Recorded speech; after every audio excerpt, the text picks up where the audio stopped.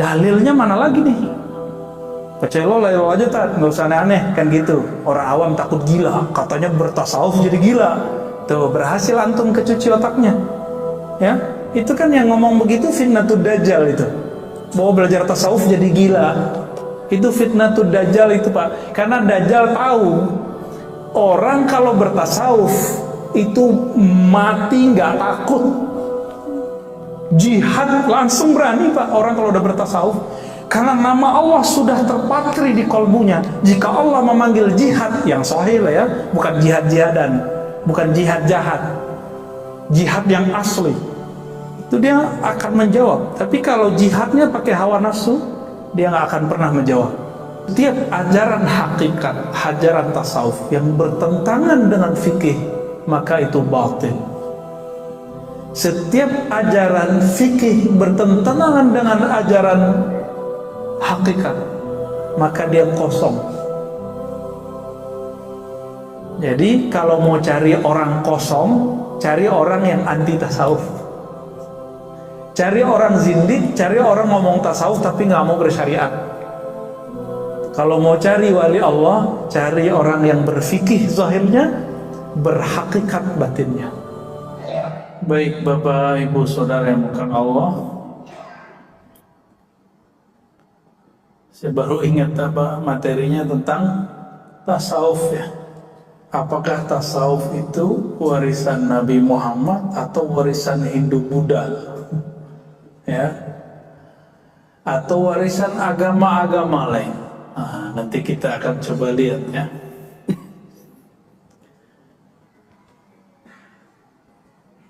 Tasawuf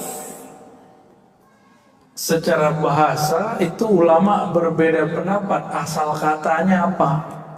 Apakah tasawwafa dari kata sofa atau suf atau sufa. Perdebatan itu panjang sampai beberapa tahun ini orang masih membicarakan itu. Tapi kalau membicarakan tasawuf masih pada tataran ini ketinggalan zaman. Kalau membicarakan tasawuf bukan di situ definisinya apa. Ternyata Imam ahli hadis namanya Al-Hafiz Abu Nu'aim menulis kitab dulu. Baru denger ya Imam ahli hadis namanya Abu Nu'aim. Tahunya Bukhari Muslim doang ya. Kalau orang ngaji hadis pasti kenal imam ini. Namanya Abu Nu'aim Al-Asbihani. Siapa namanya? Abu Nu'aim Al-Asbihani. Imam Abu Nu'aim Al-Asbihani ini mengumpulkan riwayat dari Abu Bakar sampai zaman dia, perkataan ulama salafus saleh dan khalaf, ulama terdahulu dan sampai zaman dia abad keempat, tentang kerohanian Nabi. Setelah dikumpulkan, muncullah definisi tasawuf ratusan bahkan ribuan. Imam Zarruq bilang 2000, tapi saya itu nggak nyampe. Jadi setiap sahabat itu mewariskan sisi tasawuf Nabi. Sahabat Abu Bakar ada tasawufnya apa? Dan beliau memulai dari nama Abu Bakar As-Siddiq radhiyallahu ta'ala anhu. Maka bagi imam ahli hadis namanya Abu Nu'aim Al-Asbihani, tasawuf itu bukanlah lain dari ajaran Islam. Tapi tasawuf itu sama dengan fikih. Fikih itu warisan fikih ilmu zahirnya Nabi. Itu fikih. Contoh, sholat sah itu bagaimana caranya? Bersuci. Yang disucikan dalam fikih zahir atau batin? Zahir atau batin? Fikih loh ya. Rukun 13 Syarat supaya sah rukun 13 ini sebelumnya harus wudhu, rukunnya 6. Hafal kan? Ya, awal sama akhir dong hafal ya. Niat sama tertib. Lumayan lah. Ini semuanya dari awal sampai akhir menyebutkan kesucian zahir. Benar ya? Sholat rukun 13 dari niat, cuma niat yang pakai kolbu. Itu pun sekarang sudah dilafazkan usolli, ya kan? Aslinya kan itu di kolbu, Pak. Semua amalan-amalan yang dalam fikih itu semua amalan zahir. Nabi amalannya zahir saja atau ada batinnya? Ini beda dengan kebatinan ya. Batin itu artinya sisi terdalam dari manusia. Gimana? Di rukun 13 mulai dari pertama sampai nomor 13 ada nggak namanya khusyuk? Nggak ada. Adakah rasa menghinakan diri, khudu? Nggak ada. Itu di mana? Padahal Nabi ngomong nih, hadis yang sering kita dengar, "Shallu kama ra'aitumuni usolli." Salatlah kamu seperti kamu melihat aku salat. Ahli fikih memandang dengan mata zahirnya, ahli kolbu memandang dengan mata kolbunya. Muncullah dua ilmu yang berbeda. Satu namanya ilmu fikih, yang kedua namanya ilmu tasawuf. Jadi dua hal ini berbeda tapi tidak kontra. Loh, kok sekarang ada yang mencoba membuat dua ilmu ini kontra? Yang kontra itu otaknya dia. Fikih sama tasawuf gak kontra. Mana buktinya? Imam Zarruq, Imam Sufi, dia mursyid Thariqat Syadziliyah. Dia ahli hadis juga, Pak. Jadi dulu itu Sufi ahli hadis, itu biasa. Sekarang Sufi suka nonton film Korea. Ya, itu maksudnya saya, Pak. Kalau yang luar-luar itu mah Sufi beneran ya. Apa kata mereka? Sufi itu zindiq. Benar ya sekarang? Dianggap meninggalkan syariat. Loh, tidak ada. Imam Zarruq mengatakan apa? Setiap ajaran hakikat, ajaran tasawuf yang bertentangan dengan fikih, maka itu batil. Setiap ajaran fikih bertentangan dengan ajaran hakikat, maka dia kosong. Jadi kalau mau cari orang kosong, cari orang yang anti tasawuf. Cari orang zindik, cari orang ngomong tasawuf tapi nggak mau bersyariat. Kalau mau cari wali Allah, cari orang yang berfikih zahirnya, berhakikat batinnya. Wali itu namanya, wali Allah, sufi. Beda definisi ya sama mereka ya. Kalau mereka membuat definisi sendiri, padahal nggak ngerti sufi itu apa. Apa kata mereka, sufi kalau udah tinggi nggak sholat. Oh, mana ada sufi begitu? Ya, itu mah sufinya Cang Nandar ya. Nggak ada sufi begitu, nggak ada.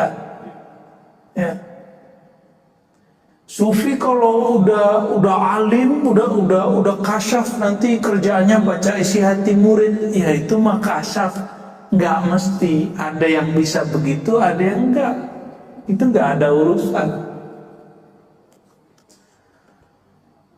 Sufi nanti bisa menghilang gitu, ya nggak ada urusan. Itu sufi itu Orang yang bertasawuf, orang yang menjaga hakikat di dalam kolbunya supaya tetap terkoneksi dengan Allah Subhanahu wa Ta'ala.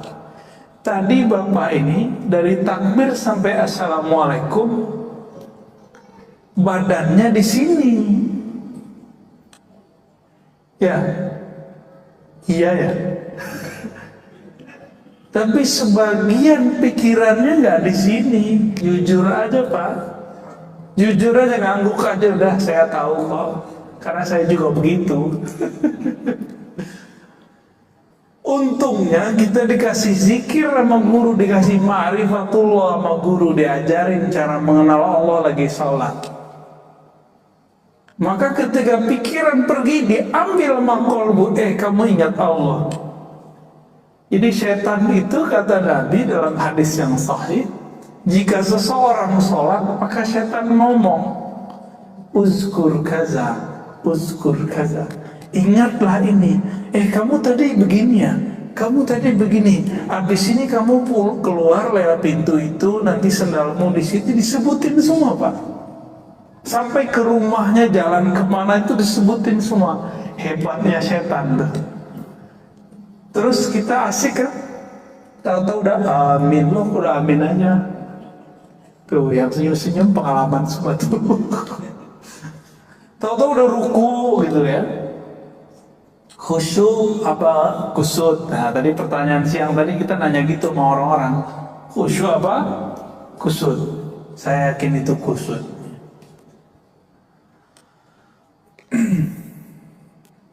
Para sufi itu mewarisi khusyuknya Nabi.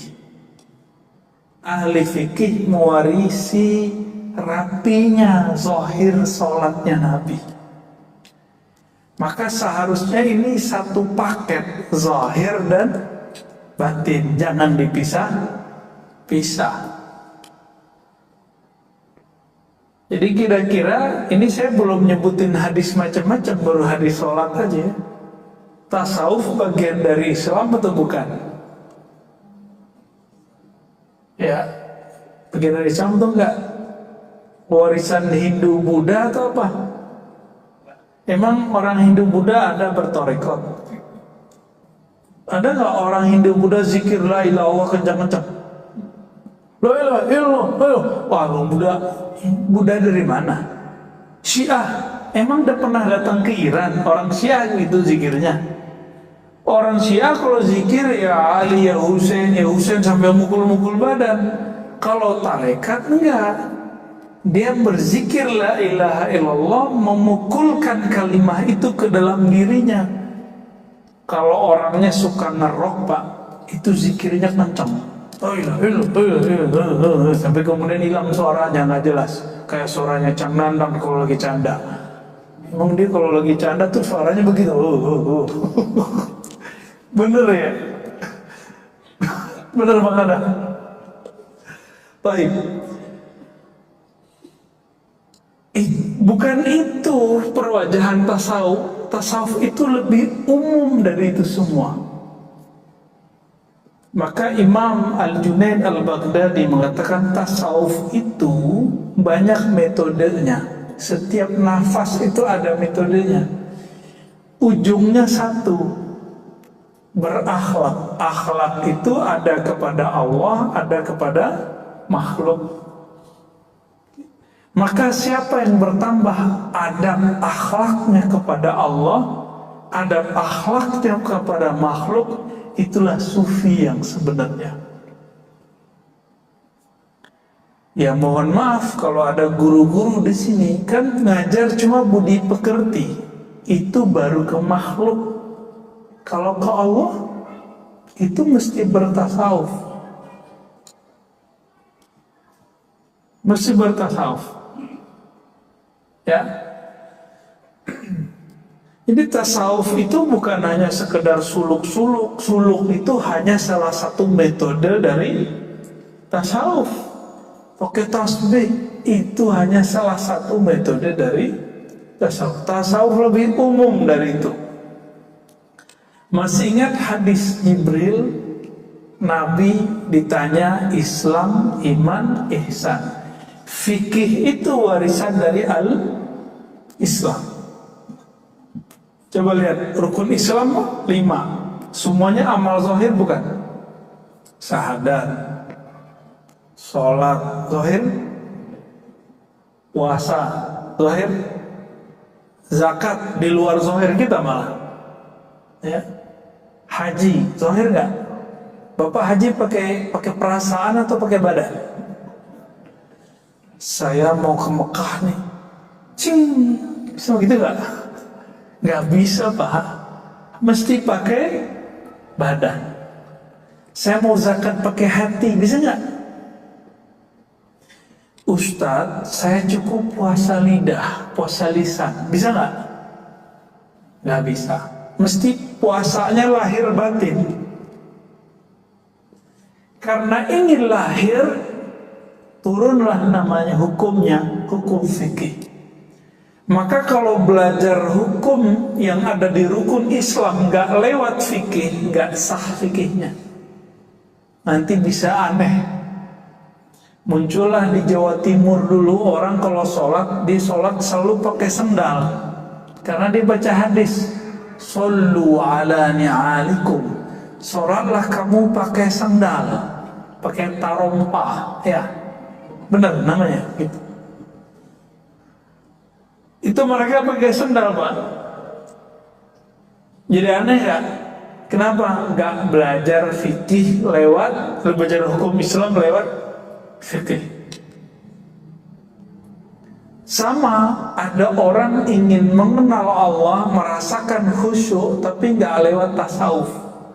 Muncullah, mohon maaf, buku-buku cara sholat khusyuk, tapi isinya gak ada yang menyentuh.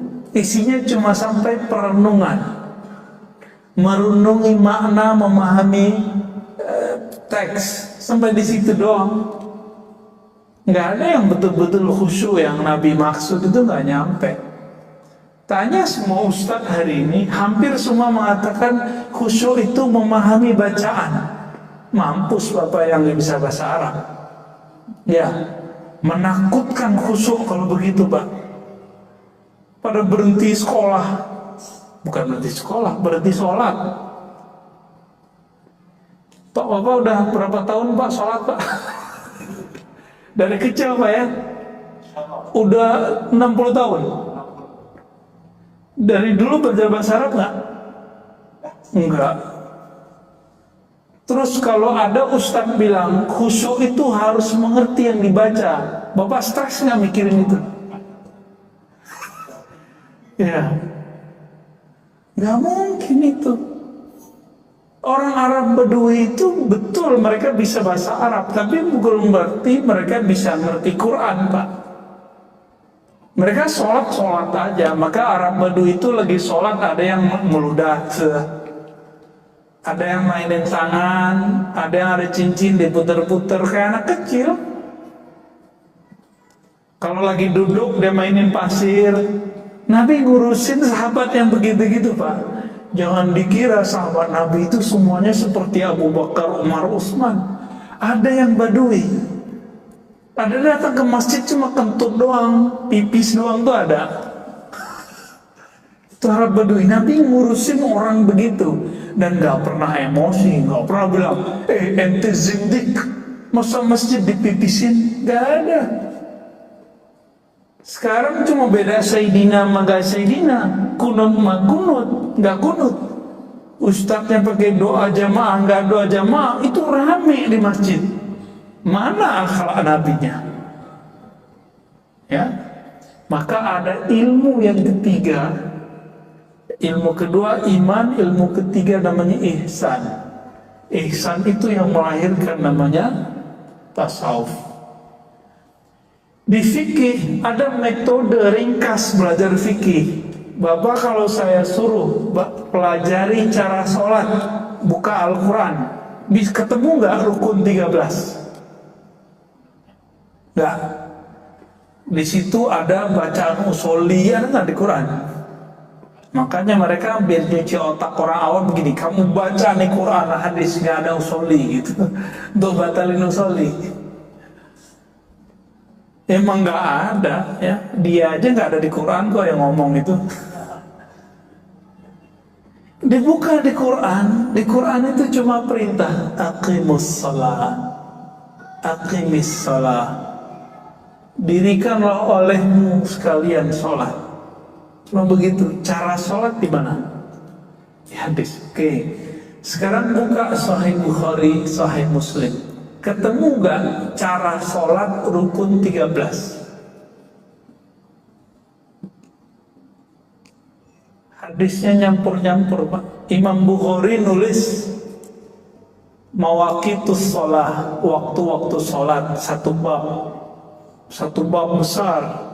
Habis itu kitabul azan. Habis itu baru sifatus sholatin Nabi. Bukan Albani loh ya.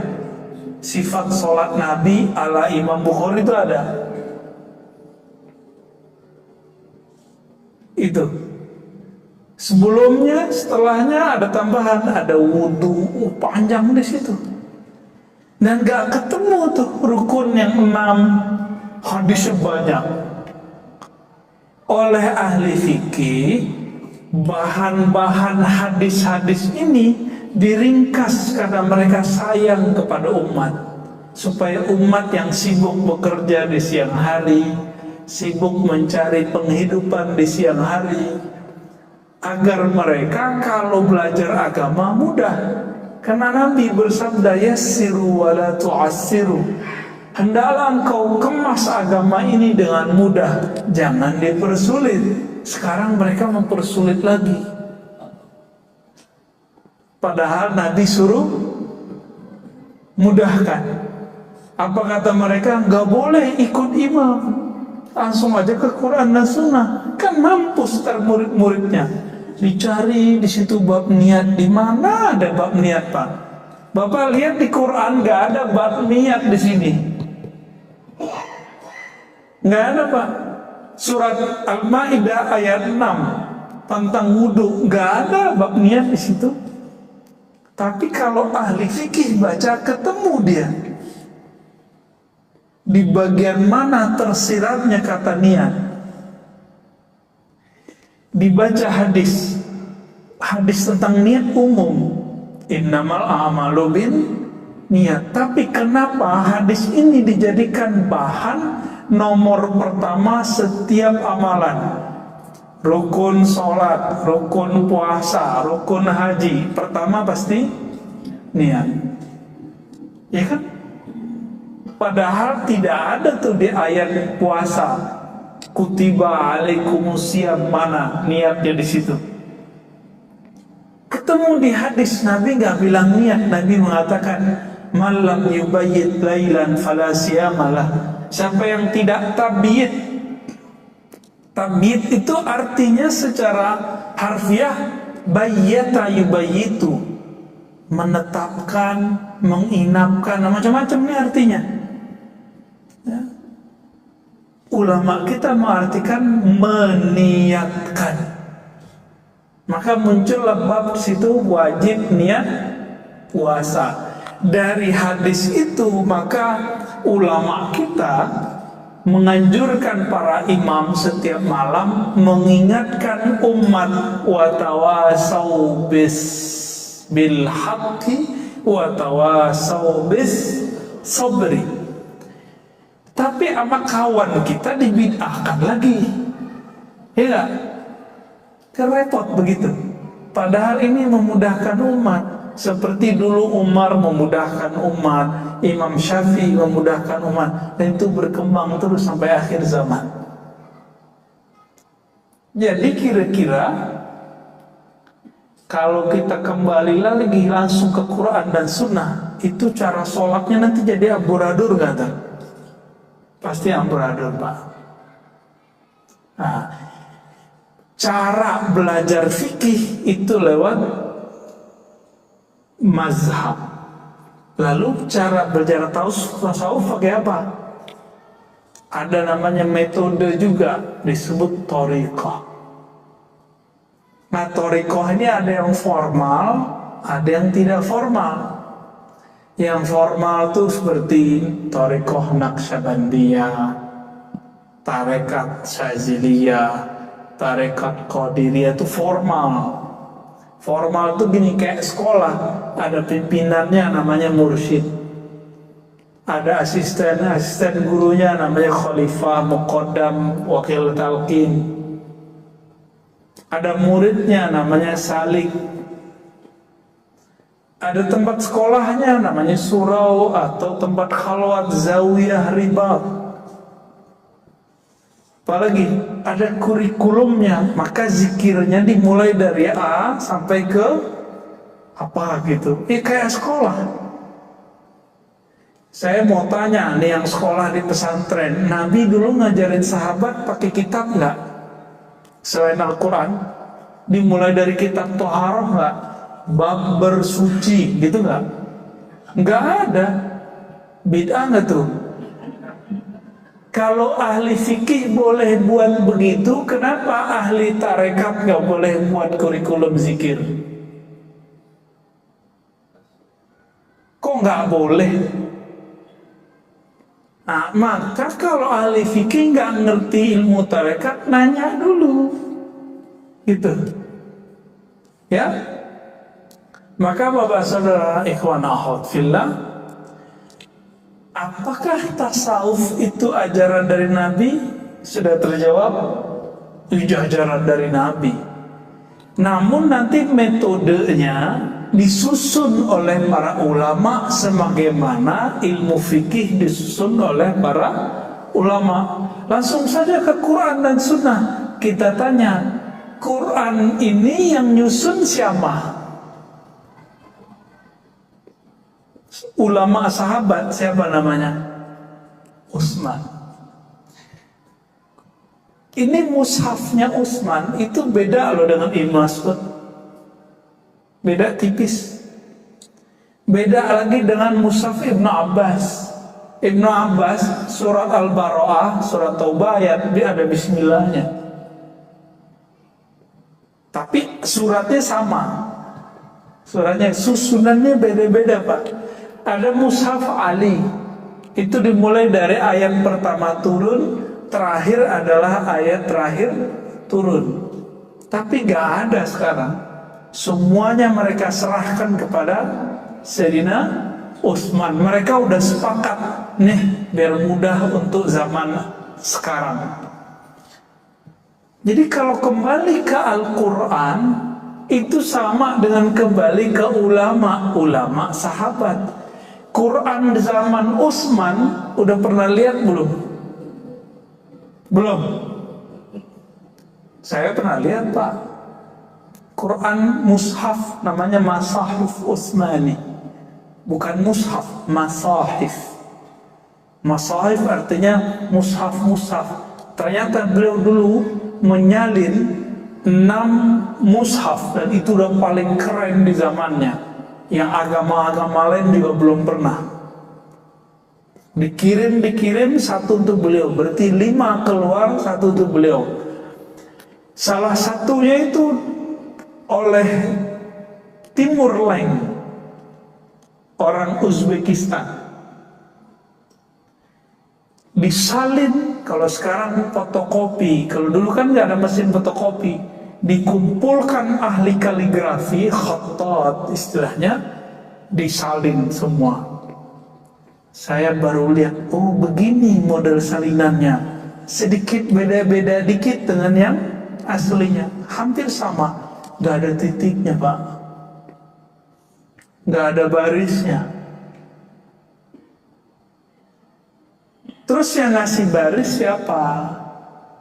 Yang harus harokat siapa? Tasdid siapa? Titik siapa? Ayo siapa yang ngasih? Ulama. Katanya nggak boleh ikut ulama, langsung aja ke Quran dan Sunnah. Kayak istiqomah ini ya. Hah? Iya, temannya bapak. Iya, jenggotnya sama, Pak. Ya. Tapi itu jenggotnya tawadu, Pak. Mancing-mancing dia.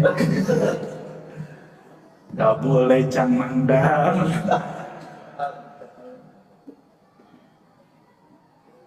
Kata mereka apa? Langsung ke Quran. Quran ini yang menyempurnakan cara bacanya ulama. Bacaannya sama. Jadi kalau Utsman bin Affan baca, kita baca Quran kita begini nih, lengkap nih. Banyak kawan-awannya kan? Ya kan? Ada baris-barisnya. Itu bunyinya sama dengan Utsman. Kalau dia baca Quran, kita dia nggak ngerti, Pak. Sama seperti kita nggak ngerti baca Quran Utsman, tapi teksnya sama, cara bacanya beda karena Utsman belum dikasih tahu cara harokat ini. Seperti kita nggak dikasih tahu model dulu yang tidak ada titik, koma, segala macam. Kita beruntung Pak hidup sekarang. Kalau hidup zaman dulu, Bapak ini harus hafal Quran semua. Ini cukup imam kita aja ngapal kan? Ini udah mau Ramadan, imam kita mulai murojaah nih. Daripada Al-Haqqul Mutakasir mulu. Bapak saudara, ikhwan akhwat fillah, maka ulama ahli zikir yang mewarisi rohani Nabi, mereka mulai membuat kurikulum. Kurikulum pertama masuk tasawuf adalah taubat. Taubat itu kalau dibuat ke belakangnya, di dalamnya ada namanya tazkiyatun nufus. Jadi tazkiyatun nufus itu sebenarnya subbab dari taubat. Taubat adalah bagian dari tasawuf. Sekarang mereka nggak mau menggunakan nama tasawuf. Pengurus masjid ikut-ikutan, takut ditinggal jamaah, Ustaz. Jamaah ikut Ustaz atau Ustaz ikut jamaah? Ini kedua kali saya nanya dalam 2 hari ini. Saya mau nanya Pak, jamaah ikut Ustaz atau Ustaz ikut jamaah? Yang benar yang mana? Oke. Jadi selera kajian itu seharusnya selera si Ustaz atau selera jamaah? Tuh kan kebolak-balik.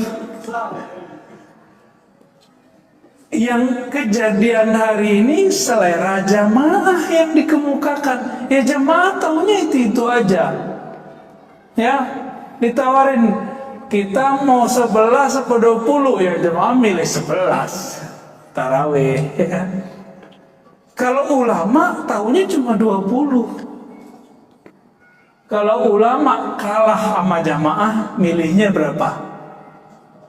Ayo, ini gimana nih Tan? Ini mau 11 atau 20 Tan nih? Yang mikir 20, waduh gawat. Di 20 di sini ya? Belum? Bapak cari semua kitab fikih yang mu'tabar, nggak ada sholat tarawih 11. Cari aja Pak, tanggung jawab dunia akhirat. Baru belakangan muncul Imam Sonani, ya, Albani, Mubarak Furi, baru belakangan. Nggak ada ulama terdahulu.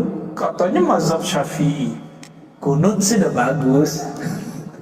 Antum udah kunut kan? Ya udah kunut ya. Kayaknya mulai terancam nih yang 11 nih. Ya, ntar ngomong lagi, aneh belum lahir udah 11 rakaat. Emang itu dalil? Sejak kapan saya belum lahir di masjid udah 11 rakaat? Emang itu dalil? Kan enggak konsisten orang-orang ini. Banyaklah masalah kita Pak. Ini kita cuci-cuci, bongkar-bongkar ini. Yes. Siap dibongkar?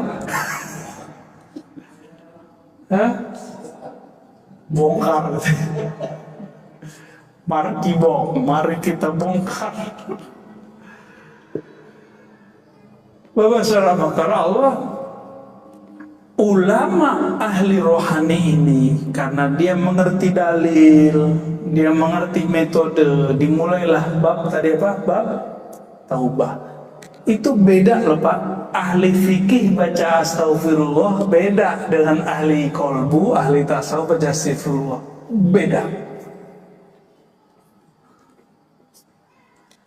Ahli fikih baca la ilaha illallah beda jika ahli kolbu baca la ilaha illallah.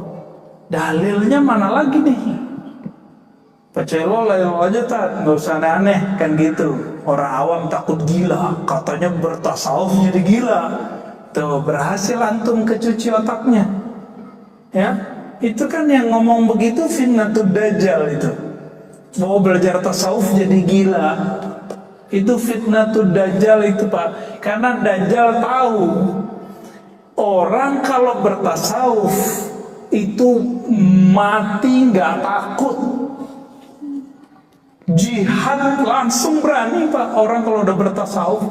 Karena nama Allah sudah terpatri di kolbunya. Jika Allah memanggil jihad yang sahih lah ya, bukan jihad-jihadan, bukan jihad jahat, jihad yang asli, itu dia akan menjawab. Tapi kalau jihadnya pakai hawa nafsu, dia nggak akan pernah menjawab.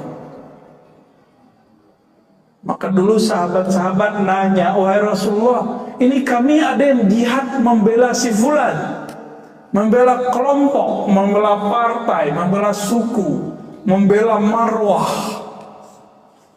Apa kata Nabi? Jihad itu bukan itu.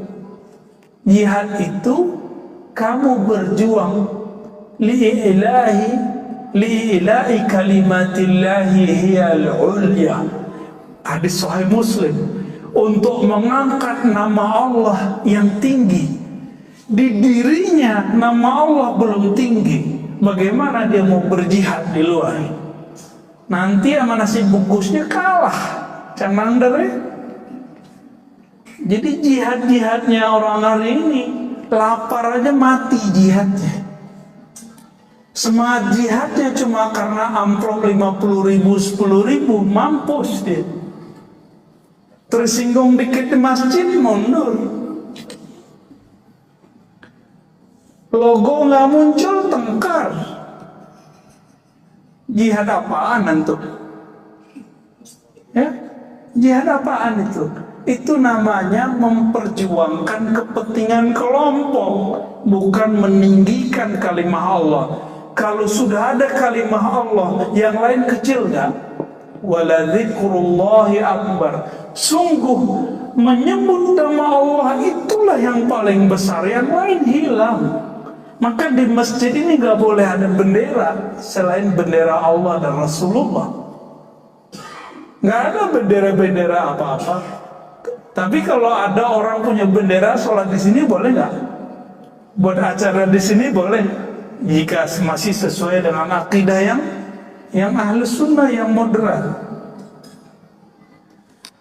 Kira-kira begitu Pak. Saya ngomong begini takut nggak Pak? Antum senang ya? Aneh jadi tumbal ya?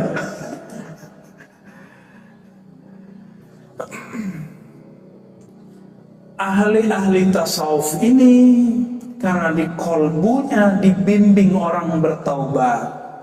Karena ahli tasawuf tahu orang bertasawuf itu bukan berarti suci, tapi justru belajar kalau kotor gimana cara menyucikannya. Saya mau sholat tapi lagi junub, wajib nggak mandi wajib? Bapak berani nggak lagi junub, habis malam pertama subuh nggak pakai mandi, berani nggak? Baru pulang keluar kota nih, Cang Nandar nih, pulang langsung serangan.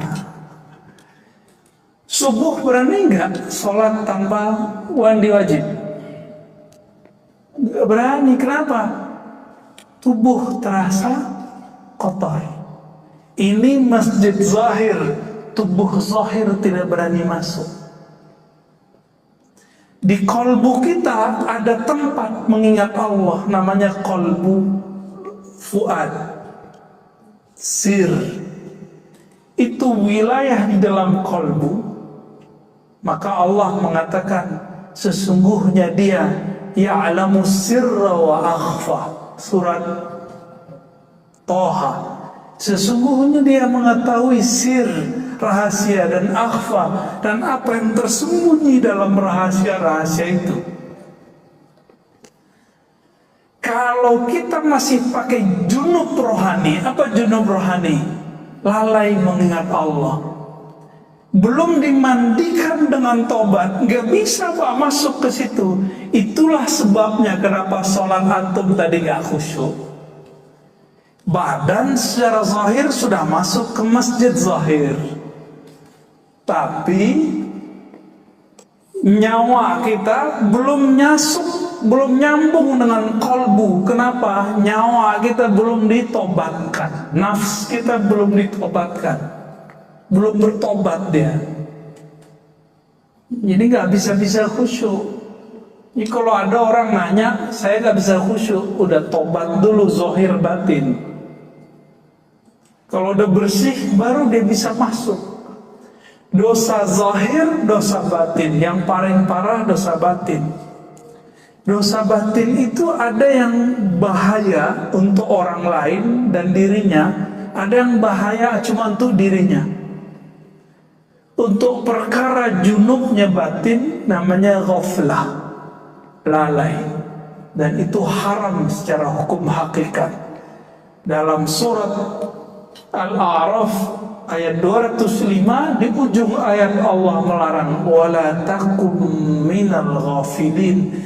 Janganlah engkau wahai orang beriman menjadi orang yang ghafilin. Ghafilin artinya lalai. Maka secara Qur'ani lalai itu dosa. Kita bukan hanya di luar sholat, di dalam sholat aja lalai. Benar apa benar? Ya, gimana dong Pak?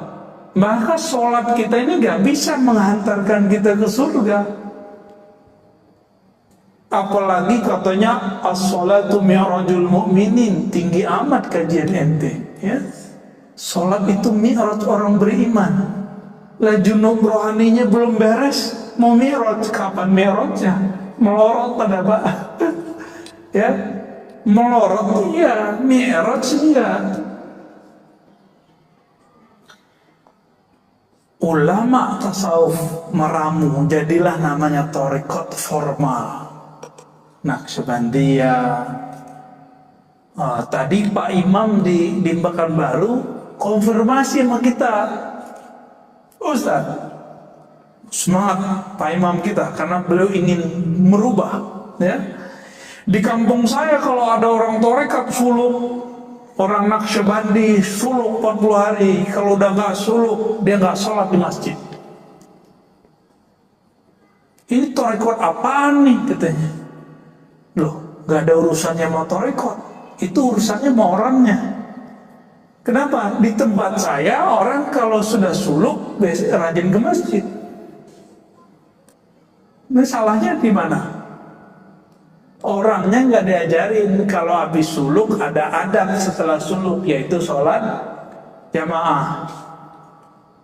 Orang jemaah tabligh kan diajarin Pak, ada bayan tangguh namanya. Nggak tahu masih sama nggak istilahnya. Orang mau pulang nih dikasih bayan itu kayak semacam mentoring sebelum pulang. Nih supaya frekuensi iman ente masih sama ketika khuruj dan setelah khuruj, dikasih. Di tarekat sekarang hilang. Saya teliti, ini jemaah tabligh ini ilmunya dari mana sih? Ternyata pendiri jamaah tabligh mursyid tarekat Naqsyabandiyah, Qadiriyah, Khistiyah, Suhrawardiyah, ahli hadis, mazhabnya Hanafi, akidahnya Maturidiyah. Maturidi ini kan sama dengan Asy'ariyah, beda tipis. Mursyid, makanya dia buat tarekat informal ala jemaah tabligh. kebaca sama Syekh Albani. Apa kata Syekh Albani? JT, Jemaah Tabligh adalah sufi gaya baru. Jadi mereka musim JT juga Pak. Bapak tiba-tiba musim JT juga, kan repot. Banyak di masjid-masjid kampung musir, karena masyarakat ini nggak ngerti Jemaah Tabligh ini sebenarnya sama dengan dia. Cuma mungkin risih sebagian orang nggak ngerti pakaian begitu itu kan biasa. Cuma kalau dia masuk ke kampung tertentu, orang kampung itu belum biasa Pak pakai baju-baju begitu. Ya kita maklumilah ya. Jadi kalau ada jemaah tabligh yang disuruh sir, ya salah antum, nggak taruh duluan. Taruh duluan. Ya. Baik. Udah jam sarapan Pak. Apakah tasawuf tarekat itu masih bagian dari Islam? Ya emang itulah spiritnya Islam. Spiritnya Islam di situ. Sholat itu raga, tasawuf itu nyawanya sholat. Kalau sholat tanpa pakai tasawuf itu sama kayak orang punya badan tapi nggak ada nyawanya. Namanya apa? Bangkai. Itulah kata Imam Mu'tazilah. Amalmu itu seperti badan. Ikhlas yang diajarkan di tasawuf itu ibarat ruh yang ada di dalamnya. Ikhlas tuh nggak bisa pakai ngomong, Pak. Ikhlas tuh nanti dipraktekin di zikirnya supaya ikhlas. Ada zikirnya. Zikirnya la ilaha illallah dengan metode yang tertentu. Ada caranya. Dalam Sahih Bukhari dikatakan, sesungguhnya Allah mengharamkan terhadap neraka menyentuh orang yang man qala la ilaha illallah min qalbihi aw nafsi, yang membaca la ilaha dari kolbunya atau dari nafsnya. Ini dua tingkat ini. Kalau versi ahli hadis ini dikatakan ragu, tapi kalau versi ahli zikir ini tingkatan. Ada orang baca la ilaha pakai kolbunya, ada yang pakai jiwanya, hasilnya beda. Kalau pakai jiwa, jingkrak-jingkrak Pak jadinya. Kalau pakai kolbu bisa nangis. Itu bedanya ya. Udah azan? Kita cukupkan? Kita skip dulu. Semoga Allah meridhai kita semua dan menjadikan kita pewaris zahir ilmunya Nabi dan batin ilmunya Nabi. Amin ya rabbal alamin. Wassalamualaikum warahmatullahi wabarakatuh.